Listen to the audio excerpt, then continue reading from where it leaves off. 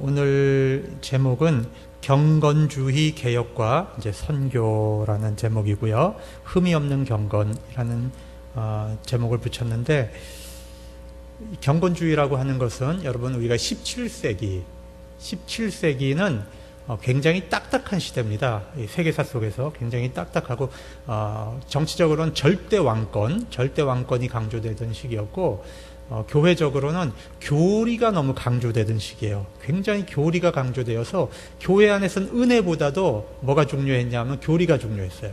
교리가 중요하다 보니까 각 교파별로 다른 교파를 막 정죄했습니다. 장로교는 루터교는 장로교를, 또 카톨릭은 이쪽 교회를, 이쪽 교회는 또 저쪽 교회를, 같은 교회들끼리 막 서로 그 교리가 다르기 때문에 정죄하는 그런 시기가 바로 이제 17세기 정통주의 시대입니다. 굉장히 딱딱한 시기입니다. 이 시기에는 개신교회가 선교를 하지 못했습니다. 그런데 이 경건주의 운동이라고 하는 운동이 생기면서부터 개신교 안에 정말로 중요한 이제 그 흐름이 들어왔어요. 하나님을 만나고 회심하고 인격적 변화가 일어나고 선교하는 그런 운동이 시작되는 게 17세기입니다. 그래서 이제 오늘은 17세기를 중심으로 공부를 하려고 하고, 정말 경건이 무엇인가, 어떤 경건을 하나님이 기뻐하시는가, 그걸 공부해 보려고 합니다. 자, 오늘 본문 말씀인데요. 자, 제가 읽어보겠습니다. 누가 스스로 경건하다고 생각하면서 혀를 제어하지 않고 말을 함부로 한단 말이죠. 자기 마음을 속이면 그 사람의 경건은 헛된 것입니다. 하나님 아버지께서 보시기에 깨끗하고 흠이 없는 경건은 어려움을 겪고 있는 고아들과 과부들을 돌보아주고 자기를 지켜 세속에 물들지 않게 하는 것입니다. 우리가 흔히 경건하다라고 생각하면 외면적인 것을 많이 생각하게 됩니다. 그 사람이 정말 예배에 열심히 참석하는가, 기도 생활을 잘 하고 있는가, 또 종교 생활을 열심히 하고 있는가, 이런 것을 우리가 경건의 기준으로 삼고 있는데, 오늘 성경 말씀에서 하나님이 기뻐하시는 경건은 그런 것보다도, 외면적인 것보다도 정말 내면에서 나오는 우리의 언어, 우리의 마음, 이것이 하나님 앞에 경건한가, 또 그 삶이 정말 가난한 이웃을 향한 사랑을 실천하고 있는 삶인가, 세속에 물들지 않기 위해서 발버둥 치고 있는가, 이런 것을 하나님이 더 경건하게 보신다는 거예요. 그러니까 하나님은 우리의 내면 세계를 보시는 분이기 때문에 우리의 경건을 외면으로만 자꾸 표현하려고 하는 우리의 경건에 대한 기준을 우리가 좀 바꿔야 하는 거 아닌가, 이런 생각을 해봅니다.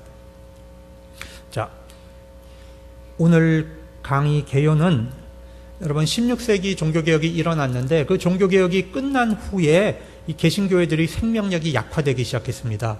그래서 17세기 되면 전부 이 교리들을 만들어 갖고요. 각 교파들이 다 교리를 만들어서 이 교리를 믿으면 구원받는 거로, 하나님과 나와의 인격적 관계를 강조하지 않고 무엇을 강조했느냐? 교리를 강조했어요. 그리고 이 신앙이 형식화되기 시작했습니다. 딱딱하게 정통을 지켜라. 그래서 형식화된 것입니다. 그래서 이것을 17세기에 이제 개신교 정통주의라고 하는데, 이 정통주의에 대한 반발로 경건주의 운동이 독일에서 일어나게 됩니다. 독일과 네덜란드에서 일어나서 신앙이 부흥되고 교회가 개혁되고 선교 운동이 17세기부터 이제 개신교 안에 일어나게 됩니다. 그래서 이 정통주의는 어떤 면에서 신앙적인 측면에서는 굉장히 차가운 한류라고 볼 수 있어요. 마음에 따뜻함이 없는 거죠. 차가운 한류라고 보면, 이 경건주의는 따뜻한 흐름, 기독교의 굉장히 따뜻한 흐름, 난류로서 그렇게 이제 위치 짓게 됩니다. 그러면 왜 이렇게 차가운 운동이 있게 됐는가 살펴보죠. 16세기 중반부터 유럽은 카톨릭과 개신교의 전쟁터가 되어버렸습니다. 그래서 독일에서는 루터교하고 이제 카톨릭이 전쟁을 오랫동안 하다가 1555년에 평화조약을 맺게 됩니다. 그래서 전쟁은 중지됐어요. 그런데 프랑스에서는 카톨릭이 위그노, 칼뱅주의자들을 이제 마구 학살하기 시작했습니다. 프랑스 안에서. 그래서 이 위그노들이 살아남기 위해서 카톨릭과 이제 군대를 조직해서 전쟁을 합니다. 그래서 8차례에 걸쳐서 프랑스 안에서는 카톨릭과 개신교 사이에 8차에 걸친 대규모 전쟁이 일어납니다. 1571년 성 바돌롬의 축제일에 5천에서 약 3만 명 가까운 위그노가 카톨릭에 의해서 학살을 당합니다. 그런 무서운 전쟁이 벌어지는 거죠. 그러다가 이제 나바르의 앙리 4세가 낭트 칙령을 내려가지고 이제 평화를 발표하게 되는 거죠. 그렇게 해서 이제 개신교회 신앙의 자유가 허락이 됩니다. 여러분 이 사진을 보시면 지금 저기 노란색이 루터교고요, 빨간색은 이제 성공회고요, 파란색 있죠? 푸른색 계통은 이제 장로교, 칼뱅주의, 개혁파 쪽이고요. 그 다음에 연한 초록색은 이제 카톨릭입니다. 그래서 전체가 유럽 전체가 이렇게 교파로 다 쪼개지는 겁니다. 교파로. 그래서 이제 전쟁을 한 겁니다. 위그노 전쟁이 벌어지는 장면을 이제 그림으로 표현해놓은 것입니다. 그 다음에 이거는 이제 나바르의 앙리가 원래는 개신교인이었는데 이 프랑스의 왕이 되기 위해서 자기가 카톨릭으로 이제 개종을 합니다. 그렇게 개종을 했다가 자기가 낭트 칙령을 내려가지고 개신교에게 자유를 주는 그런 일을 하게 되는데, 저 사진은 이제 낭트 칙령을 내렸던 그 사진입니다. 그리고 네덜란드에서도 이제 전쟁이 일어납니다. 그래서 스페인으로부터 네덜란드가 독립을 하기 위한 전쟁을 하는데, 이 네덜란드 독립전쟁을 주도했던 사람들은 칼뱅주의자들이에요. 스위스에서 이제 칼뱅한테 공부를 했던 사람들이 네덜란드로 돌아가서 스페인 치하에 있는 이 네덜란드를 독립전쟁을 해요. 그래서 네덜란드라고 하는 국가를 이제 만들게 됩니다. 그때 그 전쟁을 주도했던 사람이 이 사람인데, 이 사람의 이름이 이제 오렌지공 윌리엄이라고 합니다. 오렌지공 윌리엄. 그래서 여러분 네덜란드가 지금 축구할 때 무슨 색깔을 입습니까? 오렌지 색깔을 입죠. 왜냐하면 이 초대 왕이, 그 사람이 이제 오렌지공이라고 하는 그 이름을 가지고 있었어요. 그래서 이제 오렌지 군단이라 그러죠, 네덜란드를. 그래서 그때부터 이제 오렌지 컬러가 되는 겁니다. 그리고 그럼 영국은 어떻게 됐느냐? 영국은 엘리자베스 여왕이 이제 국가를 통치하기 시작을 해서 네덜란드가 독립전쟁을 하니까 그걸 지원했어요. 같은 개신교 국가니까. 그러니까 이제 스페인이 무적 함대를 끌고 와가지고 이제 영국을 공격하려고 했는데, 그때 참 희한하게 큰 태풍이 불었습니다. 그래가지고 이 무시무시한 무적 함대의 절반이 바다에 깔아앉아 버렸어요. 그리고 나서 이제 영국이 이 무적 함대를 무찌르게 돼요. 그렇게 해서 그때부터 카톨릭의 세력이 꺾이고 개신교의 세력이 성장하게 되는 그런 계기가 바로 이 무적 함대를 이제 깨트린 것입니다. 이게 굉장한 사건인데, 역사 속에서 여러분 이제 조금 야담입니다만은 영국 사람들이 얼마나 좀 얍삽했냐 하면, 이 스페인의 배는요 굉장히 커요. 두껍습니다. 그래서 접근을 해가지고 갈고리로 탁 걸어가지고 이 군인들이 넘어가요. 그렇게 해서 전쟁을 하고, 이 스페인의 배는 포도요 굉장히 중포입니다. 멀리는 안 나가는데 한 방 맞으면 그냥 배가 팍 뚫리는 그렇게 중포를 썼어요. 근데 그걸 영국 사람들이 잘 연구해갖고 자기네는 배를 어떻게 만들었냐면, 굉장히 얍삽하게 길쭉한 배를 만들어서 빨리 움직이게 이제 만든 거예요. 그리고 얘들은 화력은 약하지만 멀리 나가는 포를 개발한 거죠. 그러니까 스페인 함대가 접근하면 얘들 막 도망가는 거예요. 그래서 멀리서 이제 잼만 계속 넣는 겁니다. 그러니까 이제 여러분 잡매의 장사 없잖아요. 그래서 이렇게 아무리 그 큰 스페인의 함대라고 해도 이 영국 애들이 빨리 도망가면서 쏘는 배에 자주 맞으면서 이렇게 해서 결국에 이제 스페인 함대가 몰락하게 되는 이제 그런 역사적인 이제 계기가 됩니다. 요 사진은 이제 그 당시에 필립 2세 스페인의 이제 황제였고, 이 사람이 이제 엘리자베스 여왕입니다. 오른쪽이. 그리고 요 배가 이제 스페인의 무적 함대인데, 이 사진은 이제 폭풍에 이제 좌초하는 그러한 이제 무적 함대의 모습을 보여주고요. 이 사진은 저 전 세계 지도인데 빨간색 있죠. 빨간색으로 표시된 데는 다 영국 땅입니다. 그러니까 영국이 세계를 그 무적 함대를 깨트리고 난 다음부터 세계를 정복해 가기 시작해서 해가 지지 않는 나라라고 하는 그 이름을 갖게 되는 건데, 바로 저렇게 엄청난 땅덩어리를 영국이 식민지 지배하게 되는 이제 그런 것입니다. 그리고 17세기에는 또 독일에서 이제 30년 전쟁이 벌어지는데, 이 독일의 30년 전쟁은 카톨릭이 자기들이 개신교에게 빼앗겼던 땅을 되찾기 위해서 일으킨 전쟁이고, 그러다 보니까 이제 개신교끼리 단결하고 카톨릭끼리 단결해서 전 유럽이 전쟁터가 됩니다. 인구가 2100만이었던 유럽 인구가 30년이 지났을 때 1300만으로 줄어든, 이렇게 어마어마한 무시무시한 전쟁을 이제 치르면서 유럽 전체가 아주 전쟁의 공포에 휩싸여 버리게 되는 겁니다. 그래서 결국엔 이제 베스트팔렌 평화 조약을 맺고 우리 전쟁하지 말자, 관용하자. 그래서 모든 종교에게 자유를 주기로 합의하고 전쟁이 끝나게 됩니다. 근데 이제 요 그림을 보십시오. 이건 뭐냐면 30년 전쟁 기간 동안에 그 사람들을 이제 학살하는 장면이에요. 나무에다가 저렇게 다 목을 매서 죽였는데, 사다리 타고 올라가는 사람은 이제 카톨릭 사제인데, 사제가 올라가서 그 사람들의 이제 영혼을 위해서 이렇게 축복하는 뭐 이제 그런 식의 이제 사진을 보여주는 건데, 전쟁이 얼마나 잔인했던가 하는 것을 보여주는 것입니다. 여러분, 종교 전쟁이라고 하는 건 정말 무서운 겁니다. 그러는 과정에서 이제 개신교는 굉장히 딱딱해진 거죠. 딱딱해져서 교리만을 앞세우는 그런 종교가 되어버렸습니다. 자, 그래서 루터파는 신조를 만드는데, 아우구스부르크 신앙고백서, 일치신조, 요거는 이제 루터파 신조예요. 루터파는 요것만 믿는 거예요. 다른 교단을 인정하지 않고 요것만 믿으면 우리 편이에요. 요것만 믿으면 구원 없는 겁니다.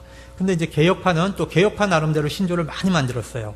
그래서 취리 협약, 요거는 스위스에서 나온 이제 개혁파 신조고, 벨기에 신조, 요건 네덜란드에서 나온 거고, 그 다음에 도르트 신조, 이건 네덜란드에서 나온 거고, 스코틀랜드 신조, 스코틀랜드에서 나온 거고, 하이델베르그 신조는 독일에 있는 칼뱅주의자들이 고백한 신조고, 갈리칸 신조는 프랑스에 있는 칼뱅주의자들이 고백한 신조, 웨스트민스터 신조는 영국에서 칼뱅주의자들이 고백한 신조, 이런 식으로 해서 신조들을 자꾸 만드는 거예요. 신조들을. 이게 이제 도르트 신조의 내용인데, 자세한 내용은 다루지 않겠는데, 17세기에 만들어진 정통주의 교리를 합동 측에서는 아직 굉장히 중요하게 생각하는. 이분은 이제 크로멜인데, 영국 청교도 혁명을 일으켰죠, 그죠? 그러다가 이제 후에는 이제 독재자가 돼가지고 이제 좀 좋지 않은 결과를 가져왔는데, 여러분, 크로멜을 우리가 굉장히 높이 평가하는데 사실 크로멜은 굉장히 독재자였습니다. 그래서 여러분, 아일랜드 사람들이 그 당시에 많이 굶어 죽었거든요. 그런데 이 영국 사람들이, 이 아일랜드는 감자병이 나가지고 감자를 못 먹어가지고 막 굶어 죽었습니다. 근데 영국에서는 감자가 남아 돌았는데 그걸 아일랜드를 주지 않고 바다에 갖다 버렸습니다. 그럴 정도로 영국이 아일랜드에 대해서 잔인한 정책을 했습니다. 마치 일본 사람이 우리나라한테 하듯이 그렇게 했고요. 그리고 아일랜드 북부에다가 크로멜이 장로교인들을 갖다가 이주를 시켰어요. 스코틀랜드하고 영국에 있는 장로교인들을 지금 아일랜드 북부에다가 이주를 시켜서, 아일랜드 북부는 장로교 나라입니다. 근데 아일랜드 남부는 카톨릭이죠. 그래서 그 갈등이 이제 굉장히 심해요.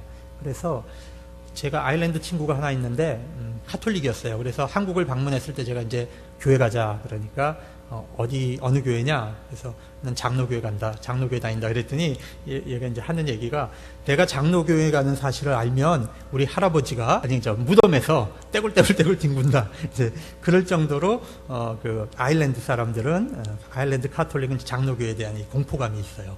그래서 크로멜을 굉장히 싫어합니다. 청교도 운동입니다.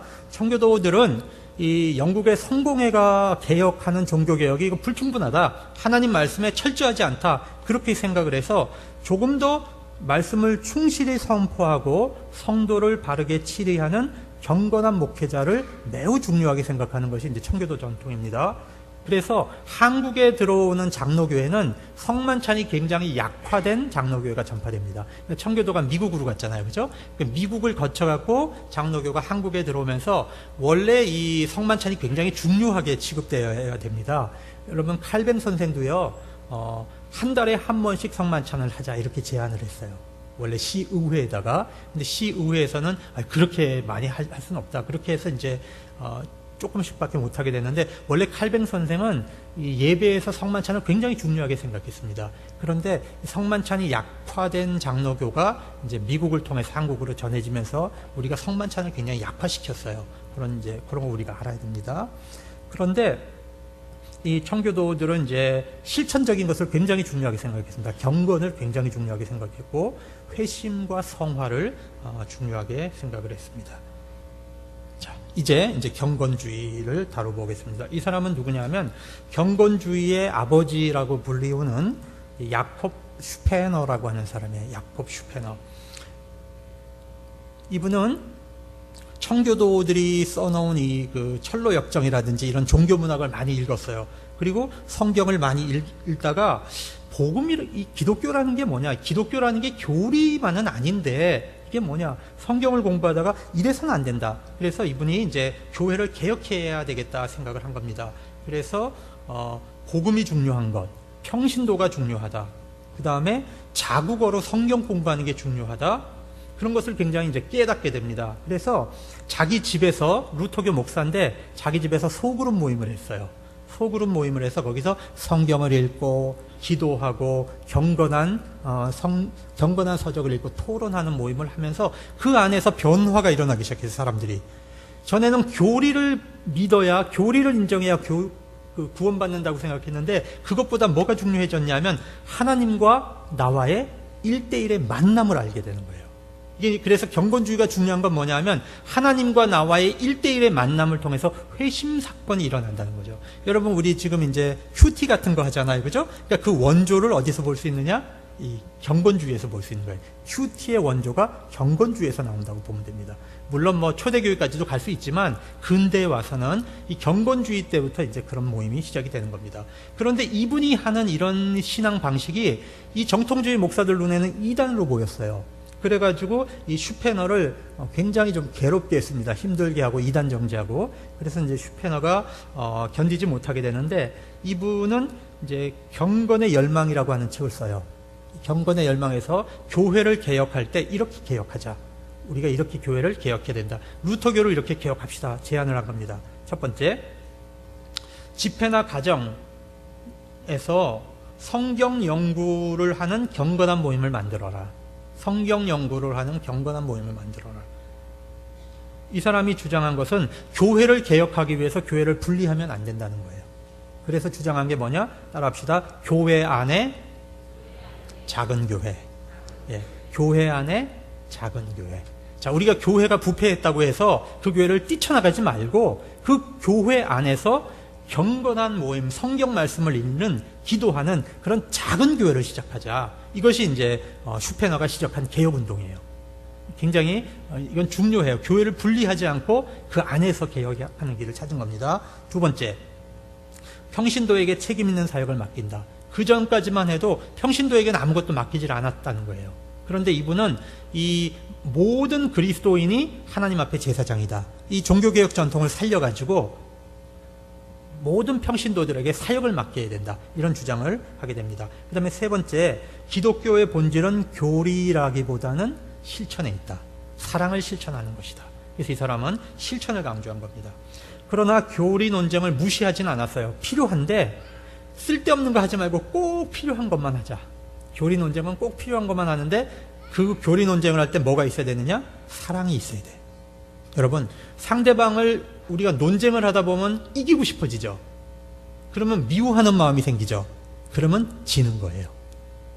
무슨 얘기냐면 교리 논쟁을 하되 반드시 무슨 마음을 갖고 해라? 상대방을 사랑하는 마음을 갖고 해라.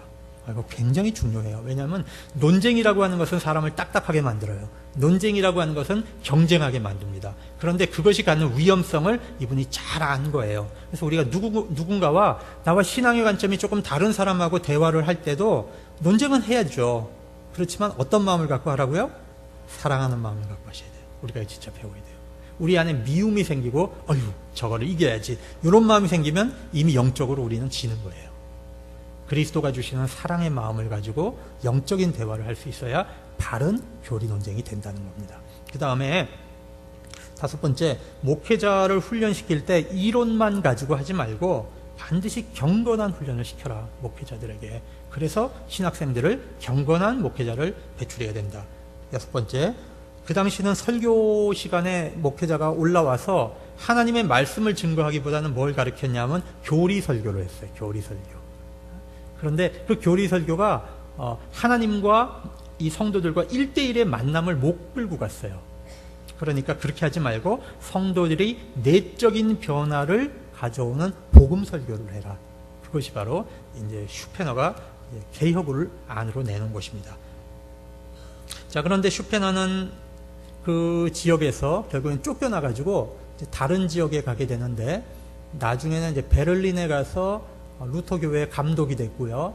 할레 대학을 설립하는데 굉장히 큰 역할을 해요. 그래서 할레 대학을 이 사람이 이제 육성해가지고 훗날 자기 제자들을 통해가지고 이 독일을 완전히 뒤집어 놓습니다. 자, 그래서 두 번째 인물을 보겠습니다. 자, 이름이 뭡니까? 프랑케라는 거예요. 프랑케. 자, 이 프랑케는 라이프치히 대학에서 이제 구약을 가르치던 선생님이었는데, 신학교 선생님이었는데, 이분은 그 신학교 안에서 이제 자기 동료들을 이제 교수들을 모아가지고 성경을 사랑하는 하는 모임을 만들었어요. 그래서 거기서 열심히 성경 공부를 하다가 이분이 이제 경건주의 영향을 받게 됩니다. 그래서 갑작스러운 이제 회심을 체험해요. 그러니까 교수들이라고 해서, 신학교 교수라고 해서 다 회심을 체험한 게 아니죠. 그런데 이분은 이제 회심을 체험하고 나서 이런 말을 했어요.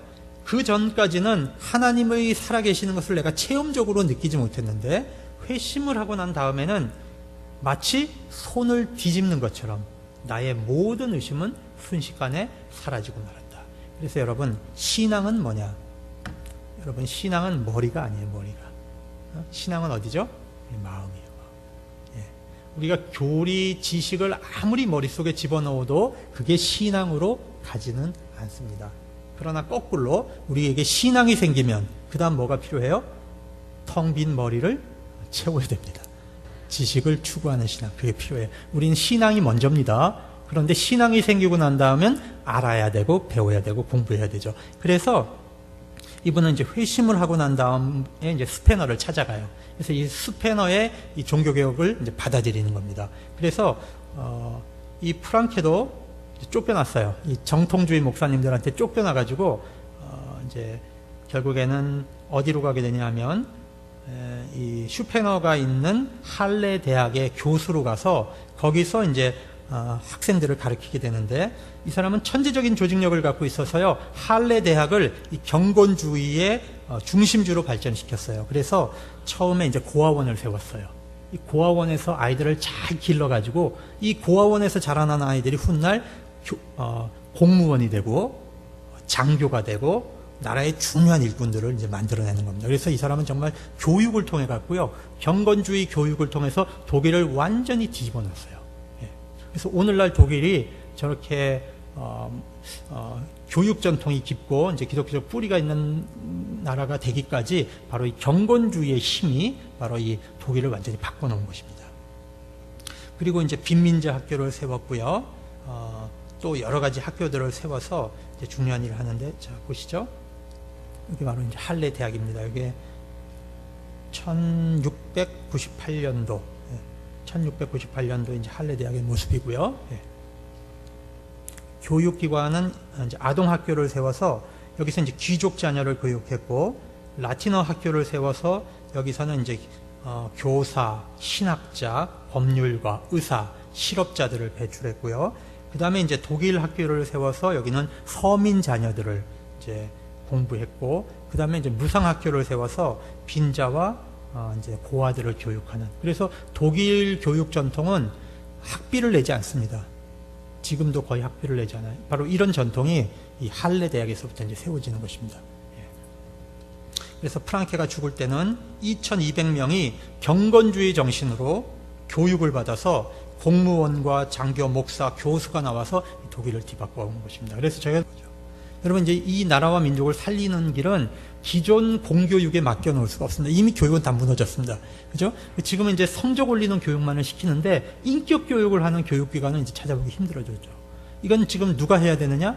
결국에는 기독교 기관이 해야 되는데, 기독교 사립학교들도 여러분 다 상당 부분 지금 타락했습니다.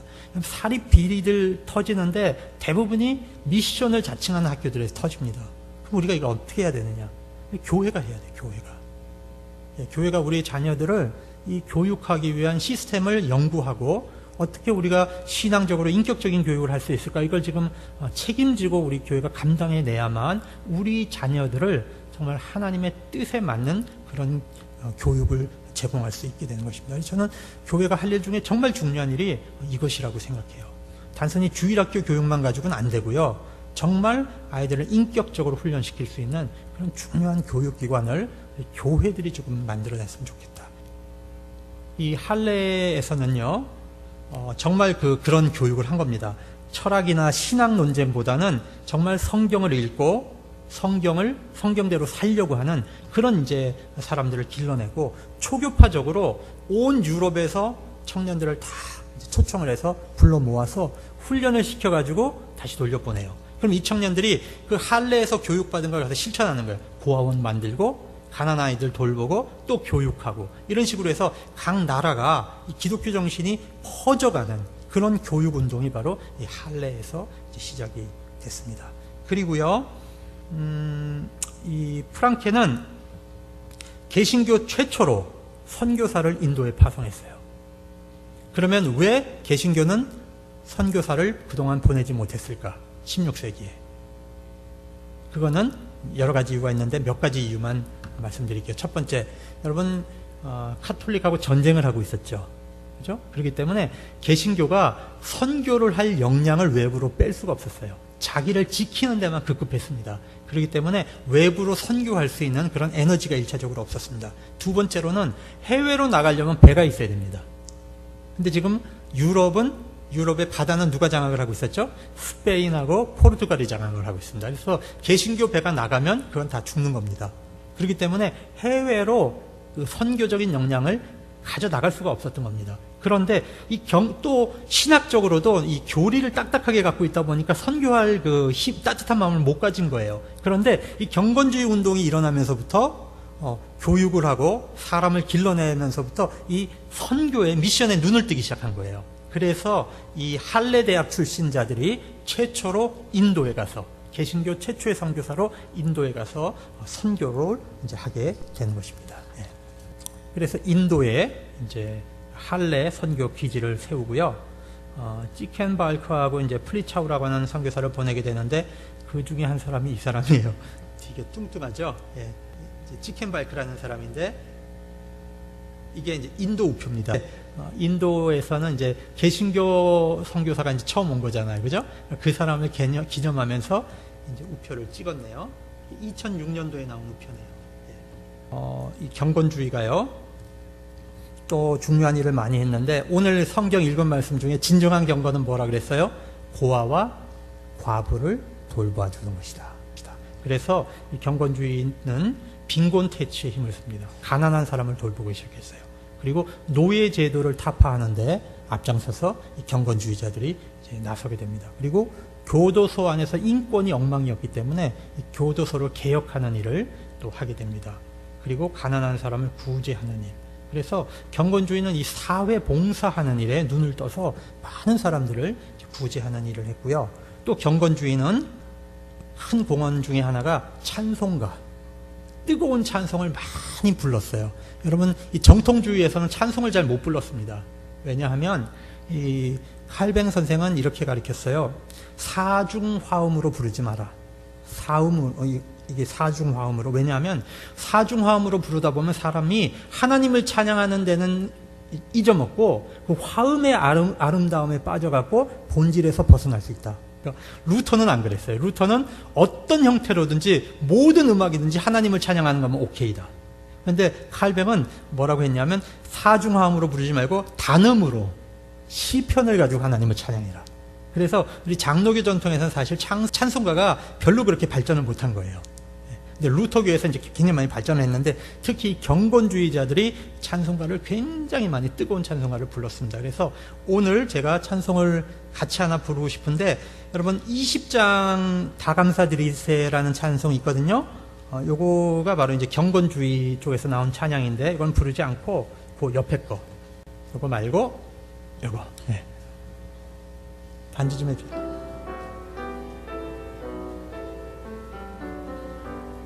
불렀던 거요. 예. 너 하나님께 이끌리어. 예.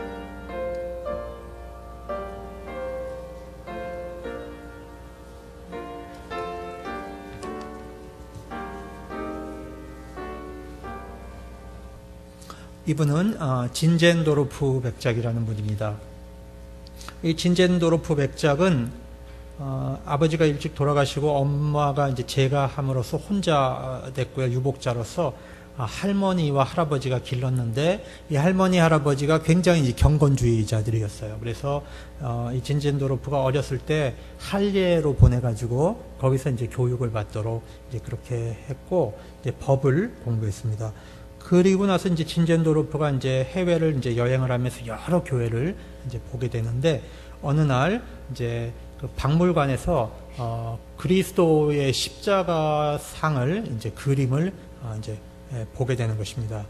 근데 그 십자가 상의 글귀에 이런 글귀가 써 있었습니다. 내 너를 위하여 몸 버려 피 흘려 내 죄를 속하여 살 길을 주었다. 너 위에 몸을 주건만 너는 나를 무엇 주느냐. 이 말씀을 읽는 순간 이 그리스도의 강한 사랑이 이 진젠도르프 마음을 팍 때리고 울렸어요. 그리고 이제 회심을 경험하게 되는 겁니다. 내가 여태까지 도대체 무엇 때문에 사는가? 내가 그리스도를 위해서 앞으로 어떻게 살아야 될까? 굉장한 자기의 회심과 충격을 받고 이 사람이 이제 고향에 돌아왔습니다. 그때 마침 그 모라비아라는 나라가 있는데 지금의 체코입니다. 거기서 종교박해가 일어나가지고요. 그 많은 사람들이 이제 30년 전쟁 과정에서 카톨릭 박해를 받으면서 모라비안 기독교인들이 이제 이 진젠도르프 백작이 살고 있는 마을로 이제 몰려 들어왔습니다. 살 곳이 없었어요. 난민들입니다. 이때에 이제 진젠도르프가 하나님께서 나에게 이런 사명을 주셨구나. 그래서 자기 영지를 오픈했어요. 그리고 그 사람들이 들어와서 거기에 영지에 살도록 그렇게 이제 만들어 주었습니다. 그래서 그 영지를 헤른후트, 이제 헤른은 이제 주님이고요, 후트는 집이거든요. 그래서 하나님의 집, 이제 하나님의 피난처, 하나님의 피난처라는 이름의 이제 촌락을 건설해서 이 난민들이 모라비아 난민들이 그곳에 살도록 그렇게 이제 해주었습니다. 그 헤른후트의 모습이 바로 이제 이런 모습이에요. 그리고 나서 모라비아 이 교우들이 형제단을 만듭니다. 모라비아 형제단을 만들고 이 모라비아 형제들이 전부 경건주의 영향을 받는 거죠. 그런데 이 모라비아 형제들은 태생이요, 이 블러드가 핏줄 자체가 선교사 핏줄입니다. 여러분, 그 세계 선교 역사에서 가장 뜨거운 선교사들이 누구였느냐? 이 모라비안들이었습니다. 그래서 모라비안 선교는 실패라는 말이 없다, 그런 말이 있어요. 왜냐하면 모라비안 선교사들이 어느 태평양 지역에 가서 잡혀 먹잖아요. 그러면 그 다음에 또 갑니다, 누군가가. 근데 이 모라비안 선교사들은 가족 단위로 움직입니다. 선교가 패밀리가 그냥 가서 거기 사는 거예요. 돌아오고 이런 거 없어요. 그냥 거기 가서 뼈를 묻는 겁니다. 그냥 떠나는 거예요. 한 패밀리가 그냥 떠나서 거기서 그냥 사는 겁니다. 또 죽어요, 또 갑니다. 그래서 모라비안 선교사가 가서 순교한 지역은 반드시 모라비안이 또 갑니다. 그래서 선교 역사에서 모라비아는 never fail, 실패하지 않는다, 그런 유명한 말이 있습니다. 진젠도르프 백작이 만들어진 이 헤른후트에서 만들어진 이 모라비안 형제단이 30년 사이에 전 세계로 퍼져나가서 저 에스키모부터 저 아프리카 남단까지 전 세계로 퍼져나갔습니다. 한 세계 안에. 그래서 이 모라비안들이 뜨거운 선교 열정을 가지고 온 세계에 복음을 전하는 그런 일꾼들이 됐습니다. 여러분, 우리가 웨슬리 이야기 아시죠?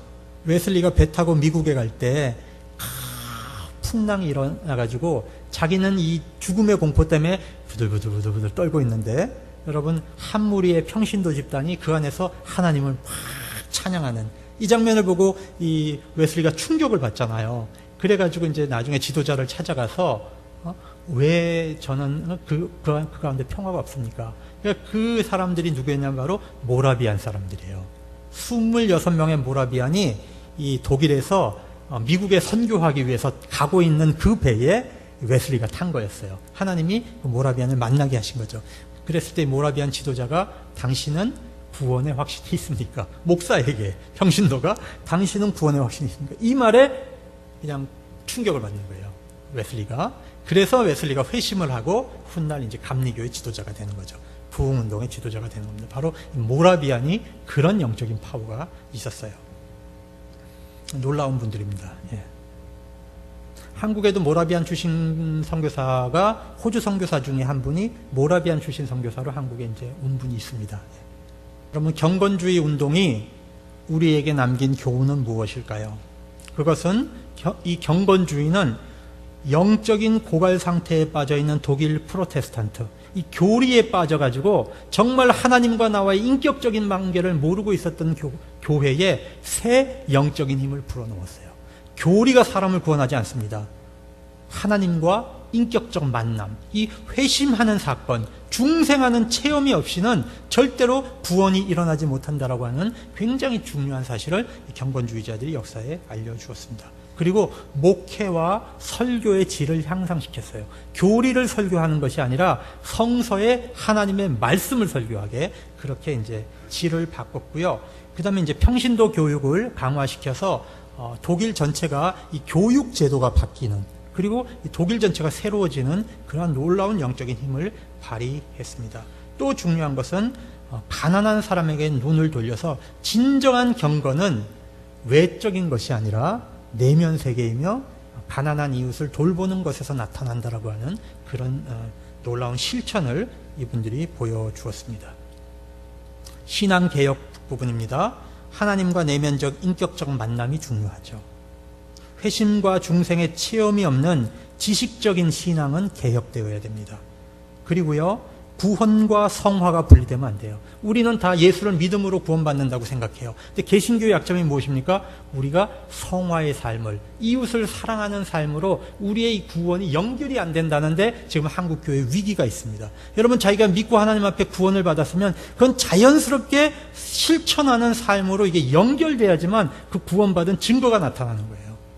근데 한국교회 문제는 믿음으로 구원받는다는 걸 강조하면서 실제로 행위, 그리스도의 삶을, 성화의 삶을 실천하는 부분이 우리가 지금 다 죽어버렸어요. 왜냐?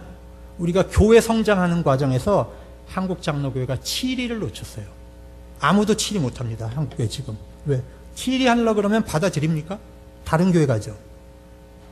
다른 교회 가죠. 7위를 못해요. 이래갖고 교인들의 삶의 성화가 일어나겠습니까? 교회 당회가 그 교인들에게 정중하게 주는 이 7위는 벌을 주는 게 아닙니다. 하나님의 품으로 돌아올 수 있는 기회를 제공하는 거예요. 이 7위는 벌이 아니에요. 근데 이거를 받아들이고 순종할 때에 우리의 삶이 발전되는 거거든요. 근데 지금은 어떤 당회도 교인들을 7위를 못해요. 성화가 일어나질 않습니다. 이게 지금 한국교회 위기입니다. 여러분 어떻게 생각하세요? 이게 회복이 안 되면 한국교회는 거룩한 삶을 사는 사람들이 이제 점점 없어져요. 그럼 정말 그리스도의 복음이 전해지겠습니까? 빛과 소금의 삶을 살지 못하면 길에 버리워서 밟힌다 그랬죠. 예수님의 말씀에. 우리의 삶에서, 성도의 삶에서 성화가 나오지 않으면 길에 버려서 밟히는 겁니다. 그런데 경건주의가 우리한테 주는 교훈은 뭐냐? 하나님을 만나서 감동이 있고 기쁨이 있고 체험이 있으면 우리끼리 행복하게 신앙생활을 잘하자, 그게 아니고요. 밖으로 나간 거예요. 밖으로 나가서 이웃을 섬기고 변화시키고 사회를 개혁한 겁니다. 이게 경건주의가 오늘날 한국교회에 던지는 메시지예요. 구원과 성화는 연결되어 있는 겁니다. 성화가 일어나지 않는 그 구원은 죽은 믿음이라 그랬어요. 그리고요, 이 경건주의는 교회에 대한 이해를 새롭게 해 주었습니다. 교회가 부패해도 교회를 분리해 나가는 것이 아니라 그 안에서 작은 교회 모임을 갖는 거죠. 경건한 모임을 가져서 성서를 읽고 기도하고, 이렇게 해서 교회 안에 작은 교회 운동을 자꾸 만들어서 오늘날로 얘기하면 이제 구역 같은 거고요. 셀입니다. 이 셀 조직을 경건주의가 제일 먼저 시작한 거예요. 그래서 교회를 살린 겁니다. 그러니까 사실 우리 교회도, 과천교회도 이게 소규모 경건한 모임들이 자꾸 살아나야 됩니다. 이 경건한 무리들의 모임이 교회 안에서 자꾸 부분으로 일어나야 됩니다. 이래야 교회가 건강해지는 것이죠. 그 다음에 진정한 경건은 아까 말씀드렸지만 선교와 사회봉사를 이제 함께 해야 되는 겁니다. 그러나 경건주의에는 또 이런 약점이 있습니다. 우리가 이제 주의해야 할 약점. 자, 체험을 지나치게 강조하다 보면은요, 전통 교리와 신앙의 지성적인 요소를 다 무시하게 돼요. 여러분, 우리 이제 한국의 신앙의 형태가, 여러분, 우리 신앙은 인격이거든요. 신앙은 인격인데, 인격에는 세 가지 요소가 있어요. 자, 첫 번째, 따라해 봅시다. 지성. 그 다음에 의지. 그 다음에 감정. 근데 요 세 가지가 균형 잡혔을 때 인격 있는 사람이라고 하잖아요. 신앙도 마찬가지예요. 우리 장로교는 뭐가 발달되어 있는 줄 아세요? 칼빈 선생이 너무 지성적이다 보니까 이게 너무 공부하는 거, 교리적인 거, 지성적인 게 발달해 있어요. 감리교는 뭐가 발달해 있는 줄 아세요? 의지. 완전 성화를 이루기 위해서 하나님 앞에 자기가 노력을 하는 거, 의지적으로. 여러분, 감정이 발달되어 있는 데는 순복음교회가 굉장히 감정이 발달되어 있습니다. 그래서 순복음교회 교인들은 장로교회 목사 설교 들으면 다 좁니다. 또 장로교 사람들은 순복음교회 가면 시끄러워갖고 이게 집중이 안 되죠. 예? 근데 여러분, 이 세 가지가 균형이 있어야 되는 거예요. 예. 근데 이게 사람마다 자기가 선호하는 그 경향성이 있거든요. 그래서 그 경향성이 있는 대로 가는 겁니다. 은혜 받는 대로 가는 겁니다. 그건 좋은 거예요. 그러나 좀 더 성숙한 그리스도인은 이 세 가지가 균형이 잡혀 있어야 되는 거죠. 그런데 경건주의가 여러분 너무 체험을 강조하다가 이제 이 지성적인 요소라든지 전통을, 의지를 너무 무시하지 않도록 우리가 주의해야 한다는 겁니다. 그리고요, 또 하나는 이 체험을 강조하는 신앙의 약점은 자기 주관적 체험을 절대화하는 경향이 있어요. 내가 경험한 거, 이게 절대적인 거예요. 그래서 다른 사람의 경험을 무시하고 내 경험을 절대화하는 오류를 범할 수 있습니다. 그렇기 때문에 내 신앙의 경험이 중요한 만큼 다른 사람의 신앙의 경험도 굉장히 중요하다는 것을 늘 존중하는 그런 절제가 필요하죠. 그 다음에 세 번째, 금욕하는 거. 그 다음에 주관주의적인 것을 경건으로 오해하지 말자. 여러분, 하나님 앞에 경건은 막 금욕적인 게 아니에요. 오늘 말씀에서도 봤지만 새 속에 물들지 않게 자기를 지키는 건 중요한데 또 뭐가 필요하죠? 반드시 이웃을 사랑하는 것.